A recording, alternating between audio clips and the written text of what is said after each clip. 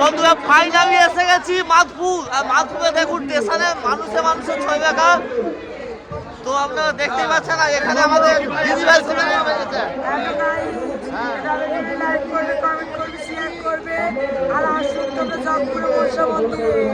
অবশ্যই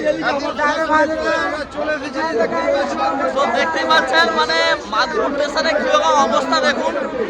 আমি একটু আপনাদেরকে অবশ্যই ব্যাকগ্রাউন্ডের মাধ্যমে একটু দেখিয়ে দেবো। মানে এটা হচ্ছে আমাদের পশ্চিমবঙ্গ সেবা একটা মনসামায়া পুজো, যেটা হচ্ছে বিভিন্ন জায়গা থেকে মানুষজন আসছে। তো আপনারাও যারা আসেননি আমি একটু অবশ্যই ভিডিওগুলো সম্পূর্ণ দেখবেন।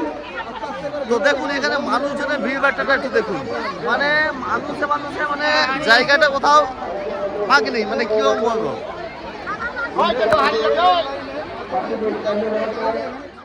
মানুষে কেমন ছয় কাকার দেখে নিন, মানে এতটা মানে এখানে মানে কোনো অগন্তির বাইরে।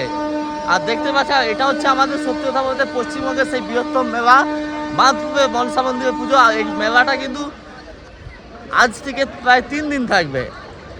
তো যে সকল বন্ধু এখনো আসেননি, আর এটা আমি বলে দিচ্ছি, এটা আপনারা যদি কেউ কলকাতা থেকে আসেন তো আপনারা কলকাতা থেকে একদম মাধপুর স্টেশন টিকিট কাটবেন। এটা হচ্ছে যে কোনো মানে খড়গপুর লোকাল বা মেদিনীপুর লোকাল ধরে আপনি মাধপুরে নামবেন বা জগপুরেও নামতে পারেন।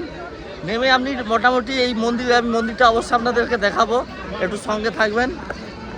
দিকেও ভিড়টা দেখুন, মানে এখানে মানুষে এত ছয় লাগা।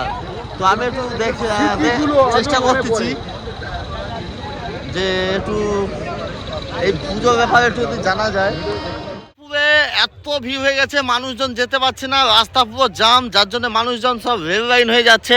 এদিকে তো পুরো দেখতেই পাচ্ছেন ট্রেন লাইন একদম জাম। এখানে অনেকেই দাঁড়িয়ে আছেন, তো দেখতেই পাচ্ছেন মানে এত লক্ষ মানুষের ভিড়ের মধ্যে আমাদের যে রাজুদা এসে গেছে পাঁশকুড়া থেকে, আর আরেকজন আমাদের স্বামী দাদা ভাই এসে গেছে।